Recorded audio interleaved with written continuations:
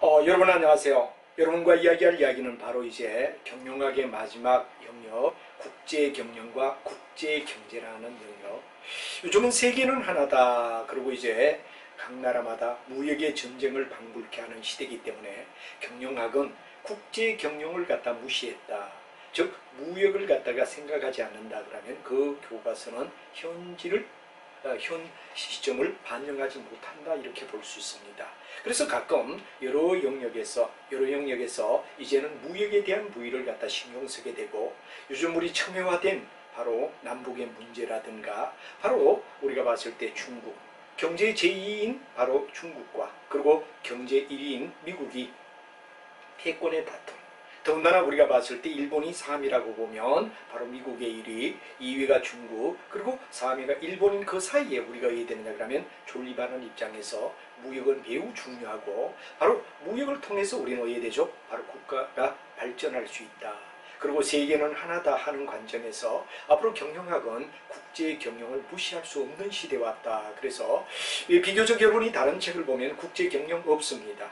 그리고 바로 정보, MIS, 바로 여러분 우리가 8장에 배웠던 뭐냐 그러면은 7장에 배웠던 MIS가 뭐가 되는가 그러면 생략된 채 책에 나오지 않습니다. 그러나 이것은 굉장히 우리가 봤을 때 현대를 반영하지 못한 경영학이다. 그래서 우리 국제 경영까지 여러분하고 잘 정리를 하고, 그러면 1장부터 8장까지 국제경영까지를 다 배우고, 그 다음에 이제 여러분들이 잘 알지만 재무관리, 회계학에 들어가면 경영의 전 분야는 다 끝나게 된다. 이렇게 우리가 얘기를 하죠.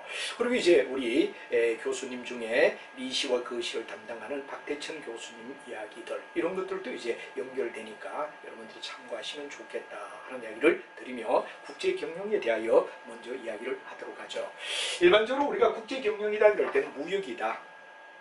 요즘 굉장히 중요한 이야기가 뭡니까? 무역 전쟁입니다. 요즘 시대는 무역의 전쟁 시대다. 바로 미국이 제2인 중국을 갖다 압도해야만 살아갈 수 있기 때문에, 패권을 잡기 때문에 굉장히 예민한 이런 문제에서 우리가 이제 국제 경영을 갖다 배우지 않으면 안 되는 이런 시대에 왔다 하는 것도 참고하시며, 뭐든 간단하게, 그리고 왜 되느냐 그러면 과거 중심이면 계속 왜 되느냐 뒷발의 차이는 격이 됩니다.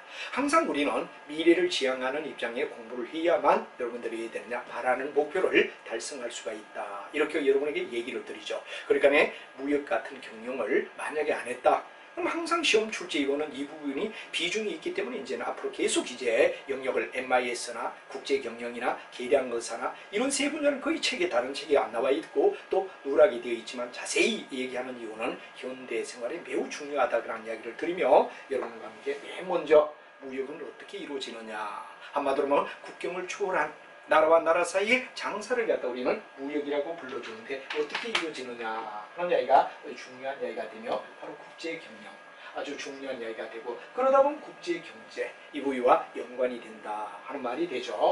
그러면 이제 무역을 할 때 가장 중심이 되는 건 뭐가 되냐, 해외시장 조사가 되겠습니다. 한마디로 말하면 내가 누구에게, 더군다나 국내 같은 데서도 왜 되느냐 물건 사고 팔다 보면 사고가 나는데, 하물며 언어와 풍습과 문화가 다른 외국과의 거래에서 어떤 일이 일어날지 모르기 때문에 상대에 대한 신용조사가 매우 중요하다. 그래서 우리가 바로 해외시장 조사라는 말이 나오며 신용조사라는 얘기를 갖다 우리는 고민하지 않을 수 없다 하는 얘기가 첫 번째 이슈가 되는 이야기가 된다 이거죠. 그래서 맨 먼저 뭐가 되느냐 해외시장을 조사하자 하는 말이 굉장히 중요한 이야기가 되겠죠. 그래서 마케팅 리서치 서브라는 말을 갖다 우리가 쓰는데, 오버시라는 말은 해외를 줘. 해외에 대한 시장에 대한 뭐가 되냐면 바로 추적 조사를 해서 내가 어느 나라의 어느 국가와 어느 기업과 바로 우리가 되느냐 거래를 할 것인가 하는 고민을 우리는 해결해 줘야 된다. 이게 바로 중요한 해외 시장의 조사라고 우리가 말할 수 있죠. 그래서 해외 시장은 바로 무역을 함에 있어서 어느 나라와 한마디로 말하면 어떤 국가의 어떤 기업과 거래를 할 것입니까 하는 이야기를 거래처 발굴, 한마디로 말하면 거래처 발굴이라고 우리가 얘기를 할 수 있죠. 굉장히 중요한 얘기는 거래처를 발굴해 준다.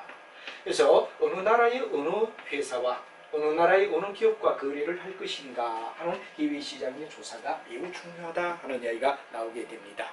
그래서 이제 여러분이 잘 알지만 거래처를 발굴하는데 일단 어느 나라, 그리고 어느 기업 하는 걸 갖다 우리가 찾아낸 걸 해외지사 바로 조사에 굉장히 중요한 얘기가 된다.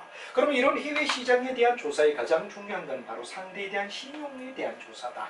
한마디로 말하면 뭐가 되느냐? 그럼 바로 그 당사자, 거래를 해야 할 당사자가 과연 어떤 내용을 갖다 가졌느냐, 상대방에 대한 정보, 상대방에 대한 정보를 갖다 우리가 확실히 알아야 된다는 얘기가 되죠. 상대방에 대한 정보.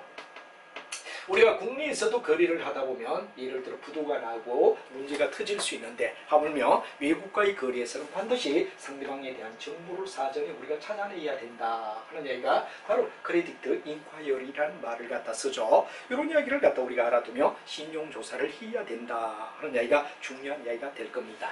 그러면 이런 신용조사에 3S라는 말이 나온다 하는 이야기가 되죠. 외국과 거래할 때는 바로 상대에 대한 뭐가 되냐, 3S에 대한 이야기를 갖다 우리가 생각해야 된다. 그런데 바로 맨 먼저 나오는 게 뭐가 되죠? 캐릭터다. 그런 이야기가 되죠. 그래서 우리가 잘 알지만 첫 번째 이야기는 바로 신용도를 나타내는 일종의 첫 번째 이야기가 뭐가 되느냐 그런 얘기가 되는데 하나의 바로 캐릭터라는 얘기를 갖다 쓸 수 있죠. 그래서 우리가 일반적으로 봤을 때 캐릭터라는 말을 갖다 우리가 쓰는데 이게 바로 상도를 갖다 나타내는 이야기. 즉 경영자의 어떤 의사결정의 양심, 경영자가 어느 정도로 신용도를 가지느냐 하는 캐릭터리라는 말을 갖다 우리가 쓸 수 있는데 이걸 갖다 우리가 일반적으로 상도라고 얘기를 하더라 하는 말이 되죠. 자, 그래서 우리가 일반적으로 봤을 때 뭐가 되느냐, 여기 AC가 더 들어가야 되겠군요. 저도 모처럼 무역을 갖다 강의를 하다 보니까 자, 그래서 우리가 일반적으로 봤을 때 캐릭터란 말을 갖다 우리가 쓰게 되고 여기에 대하여 뭐가 되느냐 그럼 바로 상도덕, 일종의 뭐가 되느냐, 경영자가 어떤 도덕의 마인드를 가지고 있죠. 한마디로 말하면 외국과의 거래지만 상당히 그 거래 소위 대표가 어떤 경영 마인드를 가지고 있습니까 하는 캐릭터를 갖다 우리가 첫 번째로 봐야 된다. 두 번째는 뭐냐, 그 회사가 어느 정도 능력이 있죠 하는 이야기를 갖다 나타내는데 이걸 갖다가 캐피탈이라는 말을 갖다 우리가 쓰죠. 캐피탈은 바로 여러분 자본이라는 말을 갖다 쓸 수 있는데 바로 지불 능력, 어느 정도 돈을 갖다 지불할 수 있는 능력이 있느냐, 과연 우리 물건을 줬을 때 과연 대금을 지불할 수 있는 능력이 있느냐 하는 이야기를 갖다 우리가 두 번째로 봐야 하는데 그거 바로 캐피탈이라는 말을 썼죠. 그럼 세 번째는 뭐가 되느냐, 그럼 재무 상태가 어떠냐 그러면 캐파시티라는 말을 갖다 올렸습니다. 캐파시티다 하는 말을 갖다 우리가 자주 쓰는데 이 캐파시티는 바로 여러분 잘 아는 뭐가 됩니까? 하나의 일종의 뭐를 갖다 나타내느냐, 재무 상태를 나타낸다.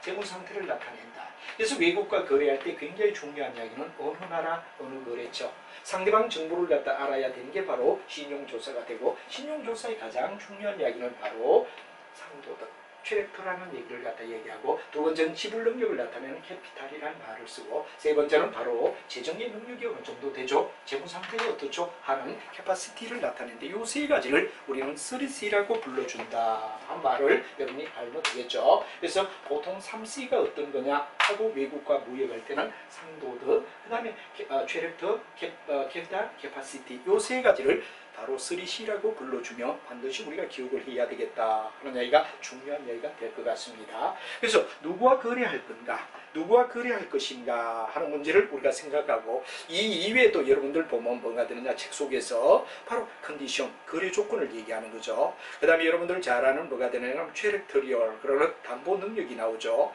그 다음에 컬런시, 그런 말은 통화가 달랐냐, 엔화냐, 우리가 등등 거래의 통화가 어떤 거죠. 그리고 그 나라가 어디에 소속되느냐, 컨트리라는 말이 나오죠. 그래서 우리가 일반적으로 봤을 때 거래의 조건이나 담보 능력이나 거래 통화나 소속 국가까지 바로 C에 속하는 영역이다 등등등 우리가 봤을 때 등등등인데, 대표적인 세 번째까지를 우리가 통상 무역할 때 반드시 어디에 되느냐 그러면 신용조사로 사전에 조사가 충분히 돼야 된다 하는 이야기를 여러분이 알면 어렵지 않게 이해를 할 수가 있을 겁니다.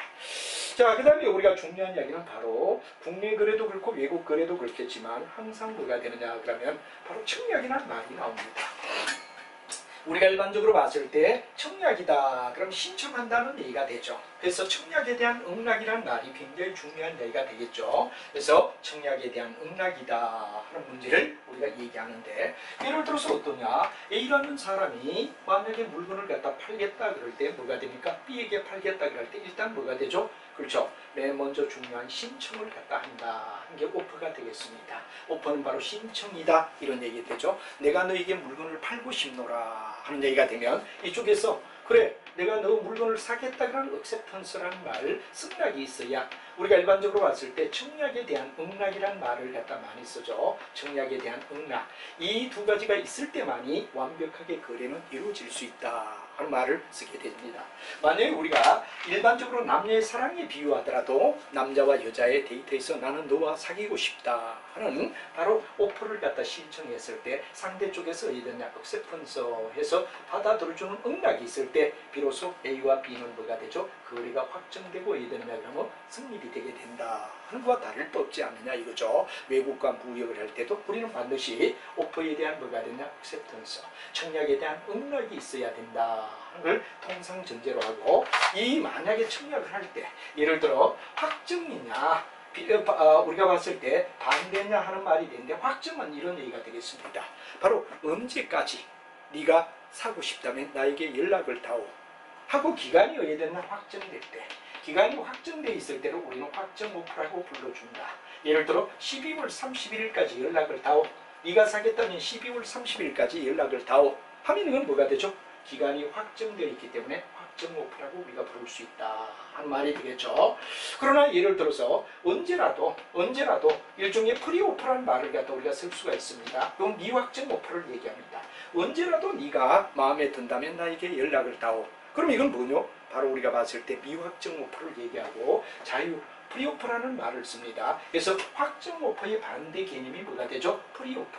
일종의 뭐가 되냐? 미확정 오퍼를 얘기할 수도 있다 하는 얘기가 되고, 네가 언제라도 만약에 마음에 있다면 나에게 연락을 다오 하면 이건 바로 프리오퍼가 될 수 있다. 그러는데 우리 책 속에서 보면 가끔 뭐가 되느냐, 이 오퍼를 우리가 말할 때 확정의 반대는 미확정이라는 말을 갖다 쓰는데 일종의 프리오퍼라고 얘기할 수 있다 하는 이야기로 여러분이 알아두면 됩니다.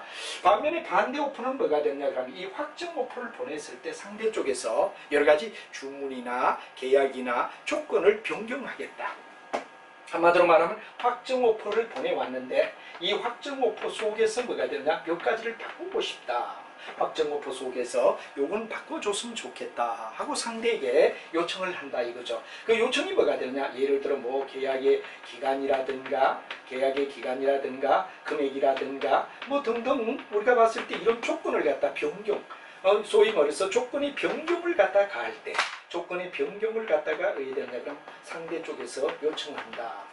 이게 뭐가 되느냐, 조건의 변경을 요청한다 이럴 때는 확정 오퍼를 상대 쪽에서 보내는데 계약의 기간이나 등등 이런 것들을 갖다 변경하겠노라 하고 나올 때 이걸 갖다 우리는 반대 오퍼라고 얘기하더라 하는 말이 되죠. 그래서 반대 오퍼는 바로 원래의 뭐가 되느냐, 그럼 완전 일치 원칙을 갖다 요구하기 때문에 상대 쪽에서 원칙을 보내줬는데, 오퍼를 보내줬는데 여기서 조건을 변경하겠다. 조건의 변경이 일어날 때 우리는 일반적으로 뭐라 그러냐, 바로 반대 오퍼라는 말을 쓰더라 이런 말을 우리가 알아두면 되죠. 자, 그 다음에 우리가 주문서라는 말이 나옵니다. 바로 여러분 잘 알지만 purchase라는 말을 쓰고 order라는 말을 쓰니까 바로 주문에 대한 뭐가 되냐, 그럼 편지, 주문서를 갖다 낸다. 그럼 이와 같이 확정 오퍼나 여기에 대하여 응낙이라는 얘기가 될 수 있는 게 주문서라고 말할 수 있겠죠. 그래서 확정 오퍼에는 기간이 확정된 부위가 있고, 만약에 기간을 갖다 확정짓지 않을 때 미확정 오퍼라고 얘기를 하고, 그 다음에 확정 오퍼에 대해서 조건을 변경한다 그러면 이건 바로 반대 오퍼라고 우리가 말하고, 그 다음에 이런 과정을 거쳐서 주문자가 내가 이런 물건을 너에게 사겠노라 하고 주문서를 갖다 보내면 이건 바로 뭐가 되느냐, 수출업자가 이런 수출업자의 승낙이라고 우리가 볼 수 있죠. 수출업자가 일종의 승낙을 받았구나 하는 얘기가 되고, 수입업자가 바로 일종의 뭐가 됩니까? 바로 주문을 갖다가 낸다 이거죠. 수입업자가 주문을 주면 거기에 대해서 뭐가 되느냐, 승낙을 하게 되면 오케이, 모든 계약은 이루어지게 된다. 수입업자가 주문을 갖다 내겠죠. 이런 확정 오퍼나 반대 오퍼나 이런 과정을 거쳐서 수입업자가 주문을 보냈다. 그럼 수출업자가 여기에 오케이를 때리게 되면 모든 문제는 끝나게 된다 하는 얘기가 되죠. 그래서 우리가 궁극은 승낙의 마지막 과정은 청약에 대한 응낙. 청약에 대한 응락이라는 이야기 두 가지가 굉장히 중요한 이야기가 되는 거죠. 청약을 했을 때 상대의 응락이 있는 거, 아까도 말했지만 청약에 대한 응락이 있을 때 비로소 우리 모든 문제는 이루어지며 오케이가 된다 하는 이야기를 우리는 승락이라고 불러준다 하는 이야기를 여러분이 알면 충분히 이해가 되리라 생각합니다. 그래서 주문에서는 반드시 우리가 잘 아는 뭐가 됩니까? 오퍼에 대해서 바로 액셉턴스라는 과정을 갖다 거칠 때 우리는 뭐가 되죠? 바로 여러분이 잘 알고 있는 하나의 거래가 이루어지며, 자, 기간이 확정되어서 보낸다. 확정 오퍼. 그 반대가 미확정 오퍼를 나타내는 게 프리오퍼를 얘기할 수 있다. 그런 얘기가 되죠. 그리고 반대 오퍼는 확정 오퍼에 대하여 바로 조건의 변경을 갖다 가할 때 우리는 바로 반대 오퍼라고 얘기할 수 있다. 그리고 이제 수출업자가 수입업자가 주문을 갖다 내게 되면 수출업자가 승낙하게 되면 주문서는 효과가 나타나게 되고, 그 다음에 이런 과정 속에 청약에 대한 응낙, 청약을 했을 때 여러 가지 과정을 거쳐서 응낙의 오케이가 떨어지면 바로 무역의 계약은 성립되게 된다 하는 이야기를 여러분이 한번 좀 체크를 해주시면 충분히 우리는 이해하리라 생각합니다. 그죠? 자, 그러면 이제 우리가 중요한 이야기는 이와 같이 외국과 거래할 때는 반드시 뭐가 되느냐? 여러 가지 계약에 대한 조건이 있을 수 있다 하는 말이 되죠. 앞에 우리가 승낙까지 이루어졌다면 다음 이야기가 뭐가 되느냐? 바로 계약의 조건은 어떤가 하는 이야기를 하나하나 우리가 따져보자 이런 얘기가 되겠죠. 무역을 할 때 어떤 조건에 의하여 바로 이루어지느냐 하는 이야기를 한번 좀 우리가 정리를 해둘 필요가 있을 것 같습니다. 자, 그래서 여러분이 자 우리가 1장부터 무려 8장까지 다른 책에 없는 여러분들 잘 아는 무역론, 그리고 이제 MIS, 그 다음에 여러분 잘 아는 뭐가 되죠? 그렇죠. 우리가 봤을 때 계량 의사결정, 이 분야는 거의 후미에 우리가 두고 있는데 정말 요즘은 새로운 시대에 맞는 경영학의 변화를 가져와야 되겠다. 우리가 이제 경영 완료가 되면 계속 테마나 시사성에 의한 경영으로 가장 출제가 높은 이야기를 계속해서 촬영해서 기본 이론을 이제 배웠던 이야기, 요 8장까지는 여러분 기본적으로 알아두고, 그 이후에 이제 요즘은 시사성에 의하여 나오는 문제를 지속적으로 우리가 해야 되느냐 그러면 선생님이 올려서 테마 수업이라든가 시사성 테마 수업을 갖다 넣어서 완벽한 경영학, 한마디로 말하면 다른 책에서는 도저히 여러분이 배울 수 없는 이야기까지 해놓으면 여러분들은 거의 어떤 걸 경영학의 시험을 보더라도 다 의대는 접근할 수 있게끔 만병통치약을 만들겠다. 소위 만병을 갖다 다 고칠 수 있는 경영학을 여러분에게 한번 제시하겠다 하는 게 제 의도입니다. 자, 그럼 여러분들 우리가 통상 거래를 외국에서 무역을 갖다 할 때 계약의 조건 속에 가장 먼저가 뭐죠? 품질이란 말이 나옵니다. 품질이라는 말은 바로 어떤 품질이냐 하는 이야기가 첫 번째 이야기가 되겠죠. 제품에 대하여 바로 퀄리티가 어떠냐 하는 이야기를 우리는 생각해야 된다는 게 아주 중요한 이야기가 되겠습니다. 그래서 첫 번째가 바로 품질이다 하는 문제를 우리는 고민해야 됩니다. 그럼 품질이 이제 결정되면 그 다음 두 번째는 수량이 어떠냐 하는 문제를 우리가 두 번째로 걸게 되죠. 수량을 얼마나 살 건가, 수량의 조건을 어떤 방법에 의하여 결정할 건가 한 말이 되고, 세 번째는 가격을 어떻게 할 건가. 그 다음에 외국과 무역할 때는 거의 대다수가 어디 됩니까? 선적이죠. 대표적인 뭐가 되느냐 그러면 바로 운항의 방법이 선적이다 이렇게 우리가 되는데, 배 실을 때 어떻게 실어야 되느냐, 선적 조건이 나오겠죠. 그 다음에 이제 선적 조건이 나오면 대금의 결제를 어떻게 하느냐 하는 문제가 그 다음 문제가 되겠죠. 대금 결제 조건이 어떠냐 하는 문제를 우리가 살펴봐야 되고, 그 다음에 이제 보험을 갖다 어떻게 가입했느냐, 어떤 보험을 가입했느냐, 여러 가지 보험의 종류가 있죠. 그래서 예를 들어 여러 가지 보험의 대상이라든가 보험으로 우리가 요구할 수 있는 사항들을 꼼꼼하게 한번 살펴보고, 그리고 포장, 여러분이 잘 아는 어떤 포장 조건을 우리가 제시한다. 그럼 7번째가 되고, 마지막 요 7번째까지가 통상 어디 되느냐 그럼 우리가 봤을 때 무역에서는 반드시 고민을 해야 할 요건이다. 이렇게 우리가 얘기를 할 수 있죠. 그래서 이제 첫 번째 나오는 바로 계약의 조건 속에 품질이다. 이럴 때가 가장 중요한 퀄리티다 하는 말을 갖다 우리가 쓰죠. 그래서 이게 바로 중요한 이야기는 이 품질에 대한 이야기를 어떻게 외국과 거래할 때 조건을 달 것이냐 하는 부위가 아주 중요한 이슈가 된다라고 여러분에게 설명할 수 있죠. 그래서 품질은 여러분이 여기 나와 있지만 거의 대다수가 견본이다, 표준품이다, 명세서다, 상표다, 등급이다, 정금 매매다, 점검매매는 실사를 하는 겁니다. 그래서 요 여섯 가지가 통상 왜 되느냐? 외국과 거래할 때 국제무역에서는 반드시 여러분이 이해를 해야 될 여섯 가지. 바로 쉽게 얘기하면 경본, 표준품, 영세서, 상표, 규격, 점검매매. 요 내용에 의하여 품질에 대한 모든 내용을 갖다 결정을 짓는다 하는 이야기를 우리는 배우게 되고, 하나하나 바로 견본에 대하여, 표준품에 대하여, 영세서에 대하여, 상표에 대하여, 규격에 대하여 점검매매라는 이 7가지 방법을 여러분이 확실하게 이해해 주는 것이 어디 되느냐? 바로 품질을 이해하는 첫 번째 계약 조건의 품질을 이해하는 데 도움이 될 것이다 하는 말을 드릴 수 있습니다. 자, 여러분, 바로 계약 조건에 대하여 우리가 구체적으로 얘기를 해보도록 하죠. 보통 우리가 얘기하는 품질의 조건의 퀄리티에 대한 이야기는 여러분이 잘 알고 있지만 뭐가 됩니까? 비교적 어떠냐 그러면 바로 첫 번째는 견본이다 하는 말이 됩니다. 내가 사야 할 물건을 어떻게 품질을 결정하죠? 외국과 거래에서 첫 번째 나오는 게 바로 여러분 잘 아는 뭐가 있느냐? 견본이다 하는 말을 우리가 얘기를 하죠.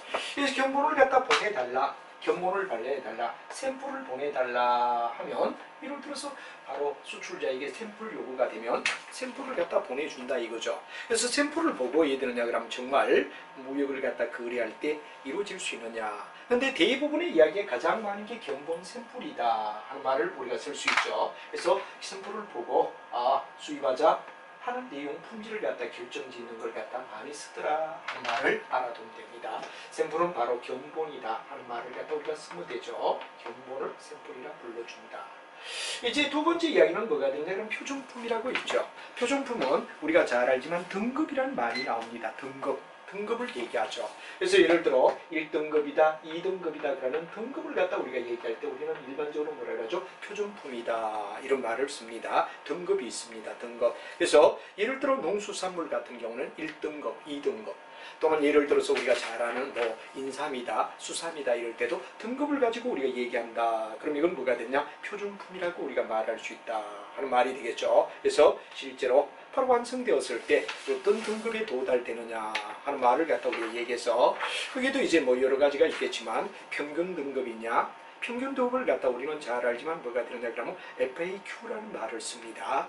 그 다음에 이제 뭐냐 그러면 적격이냐, 판매 적격 품질이냐 그럴 때를 GMQ라고 얘기하죠. 그래서 여러분 잘 알지만 G는 바로 굿을 나타내고, M은 바로 몰첸 테이블이라는 말을 쓰고, Q는 바로 퀄리티라는 얘기를 갖다 우리가 써서 GMQ, 그 다음에 FAQ 하는 말, 평균이냐 아니면 뭐가 되느냐 바로 적격이냐, 이 두 가지가 존재할 수 있다. 그런 이야기가 굉장히 중요한 이야기. 등급에서 뭐 여러분이 만약에 본다면은 바로 FAQ라는 말을 갖다 쓸 때 FAQ가 어떤가 하는 말은 평균 등급이다 그런 말이 되죠. 평균적이다 이겁니다. 그럼 적격이 될 때는 GMQ라는 말을 갖다 쓴다는 얘기, 바로 두 가지 용어를 이해를 해두는 게 표준품을 이해하는 데 도움이 된다 그런 말이 되죠. 그 다음에 이제 우리가 명세서다 그럴 때 명세서는 바로 일종의 설명서라고 얘기를 합니다. 또는 시방서라는 말을 갖다 쓰기도 합니다만 설명서라고 얘기를 하죠. 그래서 여러분이 만약에 약국에 가서 약품을 하나 샀다 이럴 때는 그 속에 뭐가 됩니까? 약품 속에 사용이나 용도나 여러 가지 설명서가 있듯이 설명서를 갖다 우리는 얘기하는 건 바로 하나의 일종의 뭐가 되느냐 그러면 알려진 여러 가지 견본 품질에 따라서 상표에 의하여 여러 가지 이루어지는데, 명세서라는 이야기 일종의 설명서를 얘기한다 그런 말을 우리가 쓰면 되죠. 그 다음에 이제 우리가 중요한 이야기는 상표라는 말이 나옵니다. 상표는 대표적인 예가 바로 말 그대로 코카콜라다. 우리는 일반적으로 코카라는 말을 갖다가 누구나 다 쓸 수가 없죠. 반드시 이건 바로 상표권이라고 얘기를 하죠. 코카콜라 회사만이 코카라는 말을 쓸 수 있단 말이야.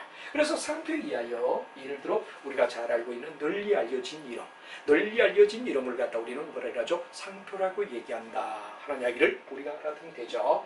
그 다음에 이제 우리가 봤을 때 등급, 여기 규격이나 등급을 갖다 나타낸다 그런 얘기가 나오죠. 등급을 갖다 나타내는데 1등급이다, 2등급이다 하는 이야기가 되고, 여기에 표준품은 바로 아까도 말했지만 표준 등급의 기준을 갖다가 FAQ로 보느냐 GMQ로 보느냐 하는 이런 등급이라면, 여기는 1등급, 2등급, 3등급이라는 등급을 갖다 줄 때 등급매매라고 얘기할 수 있다 하는 말이 되죠.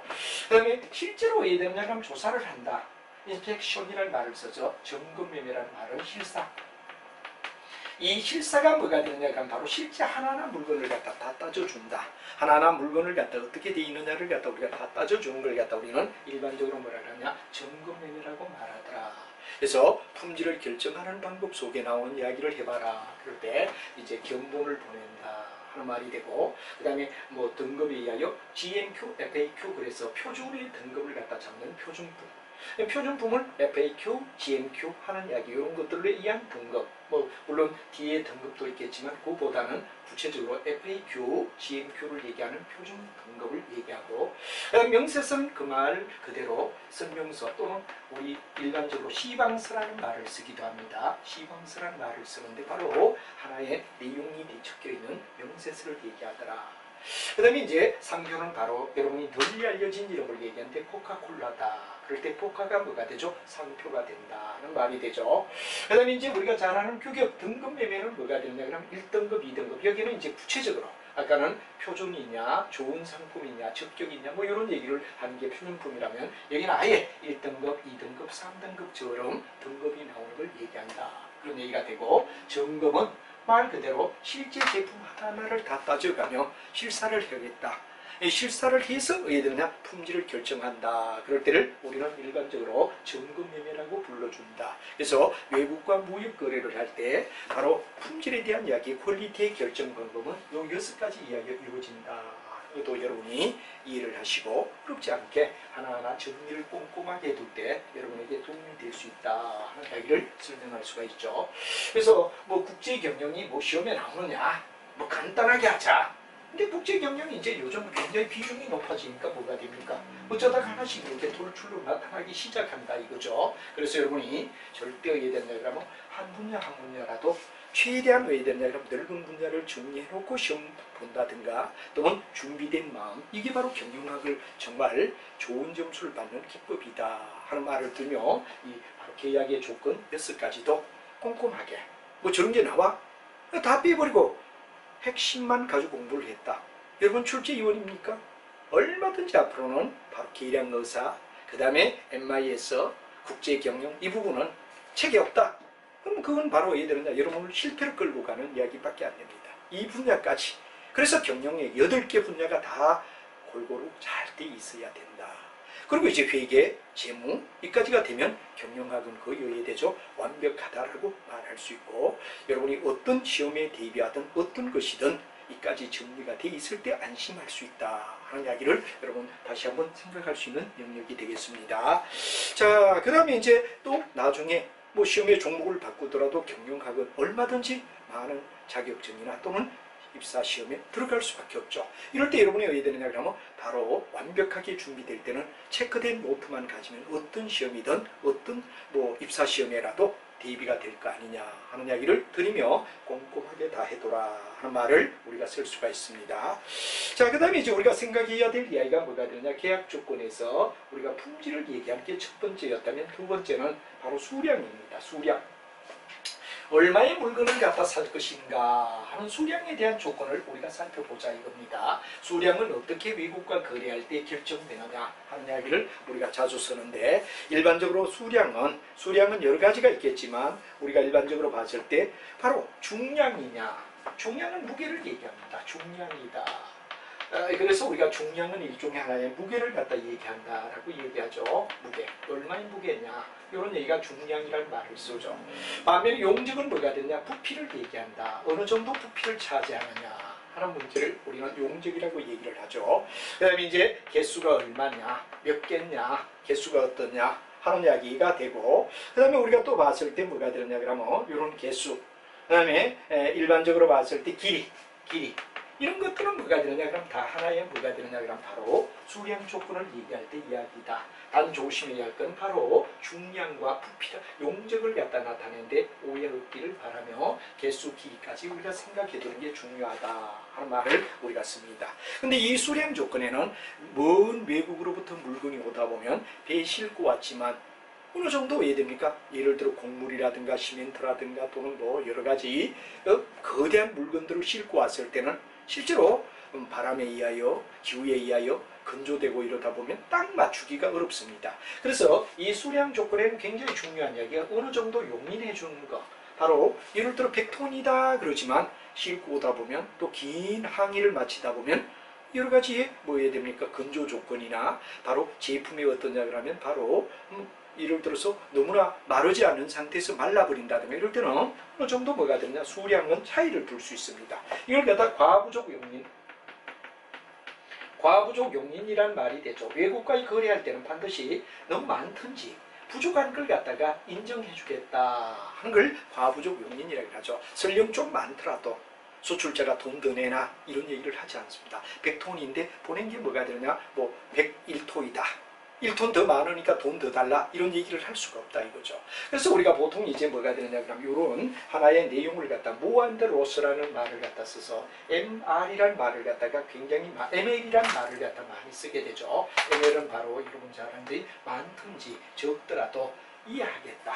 예를 들어 5% ML이다 이럴 때는 바로 뭐가 되느냐 예를 들어 100톤이다 이럴 때는 105톤까지 또 예를 들면 그럼 만약에 95톤까지 이걸 왜 되느냐? 바로 우리가 사람이 하는 일이고 또 여러 가지 환경에 의하여 오랫동안 외국으로부터 물건이 오다 보면 뭐 자연스럽게 어떻게 됩니까? 부피나 무게가 줄 수도 있고 늘어날 수도 있는 요인이 있는데 이런 걸 갖다가 ML의 조건이라고 우리가 말하더라. 그래서 과부족 용인해 준다는 이야기 또 계산 수량의 조건을 갖다가 몇 프로까지는 용인한다. 이런 조건을 갖다 우리는 바로 수량 조건에서 꼭 알아두는 게 바로 ML이라고 얘기한다.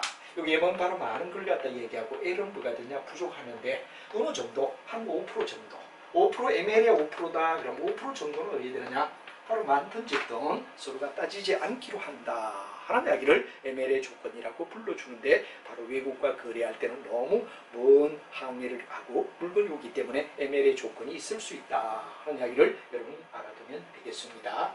자, 그 다음에 이제 여러분이 중요한 이야기는 가격은 우리 가격 조건이라는 말을 쓰는데 이건 바로 외국과의 거래에서 무역에서는 굉장히 중요한 뭐가 있느냐 조건의 변화 바로 우리가 잘 알지만 뒤쪽에 가면 가격 조건을 따로 배우게 됩니다.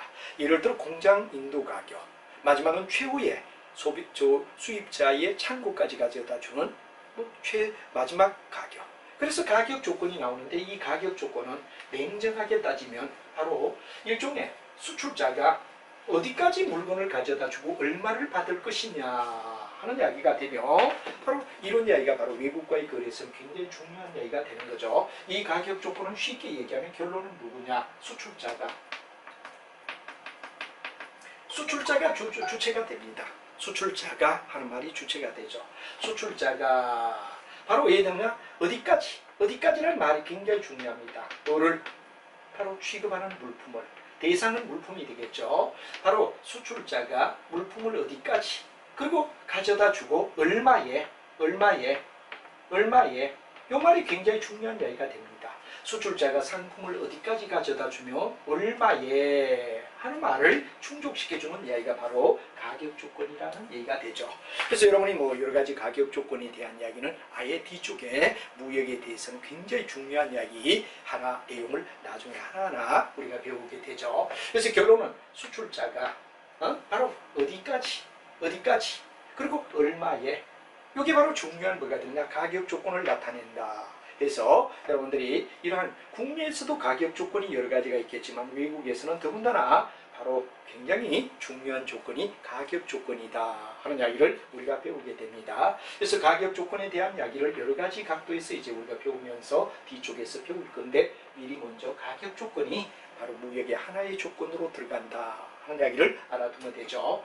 그 다음 배를 갖다 싣는 조건을 갖다 우리가 배에 물건을 싣는 조건을 우리는 선적 조건이다 이렇게 되죠. 물건을 다 한꺼번에 실을 건가 예를 들어 분할해서 보낼 것인가 또 중간에 가다가 환적은 바로 A배로 가다 뒤에 B배로 이동하는 걸 갖다 환적이라고 하죠. 이런 여러 가지 조건을 갖다 우리는 바로 선적 조건이다 하는 말을 쓰게 되고 이 선적 조건은 일종의 하나의 뭐가 되느냐 그러면 바로 언제 그리고 어떤 방법으로 그 다음 몇 회에 걸쳐서 보내줄 것인가 하는 이야기를 갖다 우리는 선적 조건이라고 불러주는데 선적 조건을 결혼하고 하나하나 뒤쪽에 가서 우리가 본론을 얘기할 때 배우게 될 거다 하는 이야기가 되죠.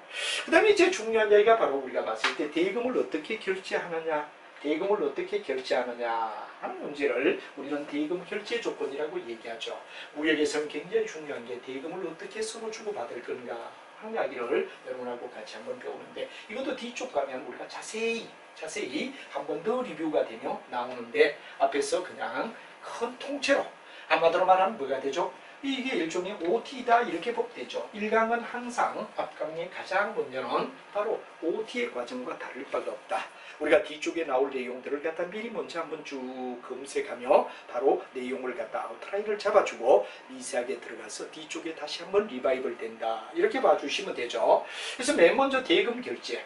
바로 돈을 서로가 주고받는 결제를 갖다 우리는 대금 결제다. 이렇게 우리가 얘기를 하죠. 대금 결제는 어디 하느냐 하는 문제를 우리가 생각하는데, 맨 먼저 미리 먼저 주는 걸 갖다 쓴불이라고 얘기를 합니다. 또는 일명 중문불이다 하는 말을, 예를 들어 미리 귀한 물건, 예를 들어 사기가 너무 힘든다 이럴 때 미리 먼저 돈을 줄 때 우리는 뭐라 그러죠? 바로 여러분이 잘 아는 뭐냐, 선불의 조건이다 이런 말을 쓰죠. 그래서 우리가 일반적으로 봤을 때 미리 먼저 돈을 주는 것, 그렇기 때문에 선불 또는 중문불이라고 불러준다 하는 말이 나오죠. 그 다음에 두 번째 뭐가 되느냐 그럼 봐서 서류 상환법이라 이런 얘기가 되죠. 서류 상환. 한마디로 물건에 대한 서류. 외국에서 여러 가지 선적했다, 보험했다. 그래서 선적 서류와 보험 정권을 갖다 줄 때 바로 같이 대금을 갖다가 선적 서류나 여러 가지 서류를 받을 때 돈을 주는 걸 갖다 우리는 CAD, 바로 서류 상환 기법이라는 말을 쓰죠. 또 세 번째는 현물 상환은 물건을 주고받을 때 어떻게 되느냐 하면, 예를 들어 뭐 보석상의 보석이나 이럴 때는 실제로 물건을 주고받으며 현물 거래, 바로 이런 현물 상환이다. 그러니까 COD라는 말을 굉장히 많이 씁니다. COD는 캐시, 온, 딜리버리. 캐시는 대금이란 말이야.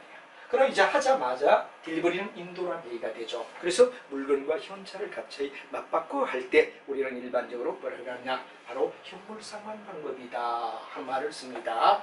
그 다음에 이제 우리가 중요한 이야기는 바로 누진불 아니면 분할을 지급할 때는 예를 들어 배 어디까지 왔느냐, 어디 올 때마다 단계별로, 이 바로 이야기는 단계별로 이해되느냐면 돈을 갖다 주고받는다. 그럴 때 우리는 일반적으로 분할 지급이다 이런 말을 쓰죠. 그 다음에 이제 외상에 속하는 게 뭐가 되냐, 연불은 바로 일종의 외상입니다. 즉 선진국이 후진국의 물건을 갖다가 수출할 때는 바로 어떻습니까? 소위 장려 정책으로 후진국을 갖다 도와준다는 차원에서 뭐가 되느냐 하면 3년에 분할해라. 1년에 얼마씩 3분의 1씩 달라. 그럼 이게 바로 연불 수출은 1년, 2년 장기적인 외상을 얘기한다. 예를 들어 2년이냐 3년이냐 이렇게 나누면서 예를 들면 우리가 나눠간다 그러면 이건 바로 연불 수출을 갖다 얘기하는 내용이다. 이렇게 우리가 얘기하죠. 연불 수출이다 하는 말을 우리가 쓸 수 있습니다. 그 다음에 이제 중요한 이야기가 장부 결제, 상호 계산, 청산 거래는 어떤 거냐, 장부를 통하여 서로 주고받는 겁니다. 예를 들어 A가 B에게 뭐가 되느냐 그러면 물건을 갖다 줬다라고 얘기하죠. 그럼 A가 B에게 주고 B가 A에게 물건을 줬다. 그럼 예를 들어 여기가 어떻게 되느냐, 1000불이다 이렇게 얘기하고 여기가 1200불이다. 그래서 연간 내내 서로가 거의 단골이죠. 단골끼리는 장부 결제를 한다, 또는 상호 계산일을 한다, 마지막에 가가 청산한다. 똑같은 말이죠. 그래서 1년 내에 예를 들어 우리가 쭉 1년 내내 했더니 1000불을 가져오고 여기에 1200불을 가져왔다 그러면 나중에 200불만 차액을 갖다 서로 주고받으면 끝나는 걸 갖다 우리는 뭐라 하죠? 바로 장부 결제 또는 상호 계산, 청산 계산이라는 말을 쓰더라 하는 이야기를 여러분이 알면 될 것 같습니다.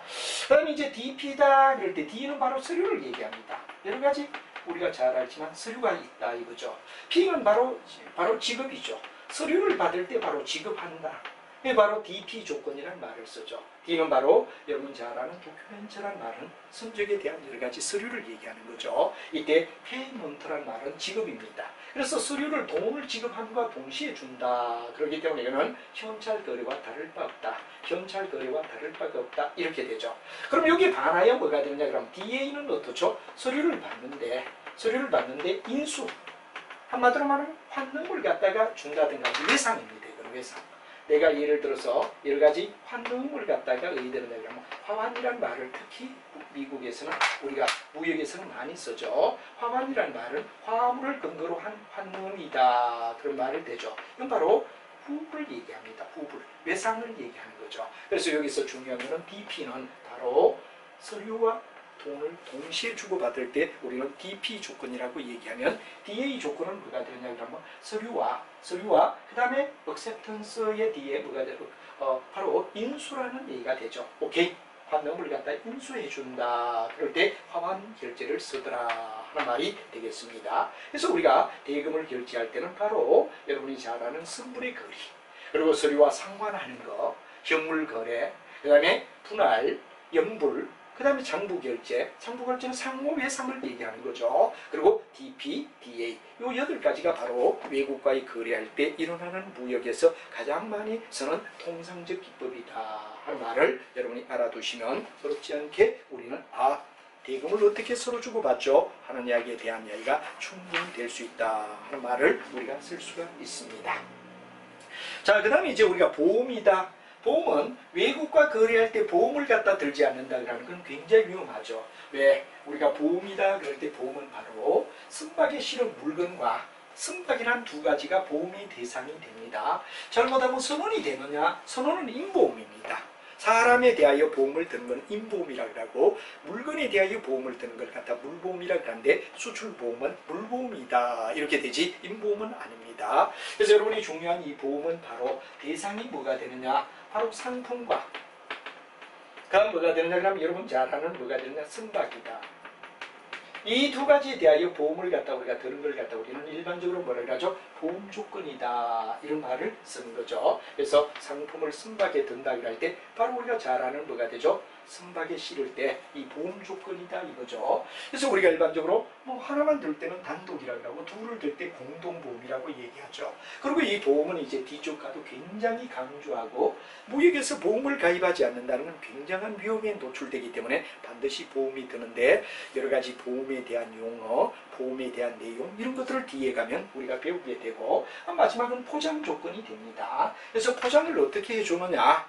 포장을 어떻게 해주느냐 하는 문제가 마지막 포장 조건이라고 얘기하는데 외국과 무역할 때는 이 7가지 소위 말해서 우리가 봤을 때 다시 한번 쭉 본다면은 여러분들이 잘 알지만 뭐가 되냐 품질의 조건이 어떠냐 하는 이야기를 앞에서 얘기하죠. 품질이 어떠냐 이제 계약 조건에는 품질에 대한 조건이 6가지가 있다 하는 걸 알아두고 그 다음에 수량의 조건, 가격의 조건, 선적의 조건이 있다 하는 말을 쓰고 그 다음에 이제 대금 결제, 보험에 가입하는 조건, 포장 조건 이런 내용이 무역에서는 굉장히 중요한 내용이기 때문에 바로 앞에서 우리가 얘기하는 건 쭉 의대죠. 구체적으로 얘기하지 않고 바로 일반적으로 봤을 때 하나의 OT처럼 영역을 우리가 배울 걸 미리 먼저 이야기해 준다 그렇게 되죠. 그래서 이 7가지를 여러분이 쭉 이해를 하시며 이해를 먼저 하고 이런 것들을 뒤에서 얘기하겠구나 하는 이야기를 여러분이 이해를 하시면 이제 다음부터는 하나하나 여기에 대한 뭐가 되느냐 그러면 바로 내용을 갖다가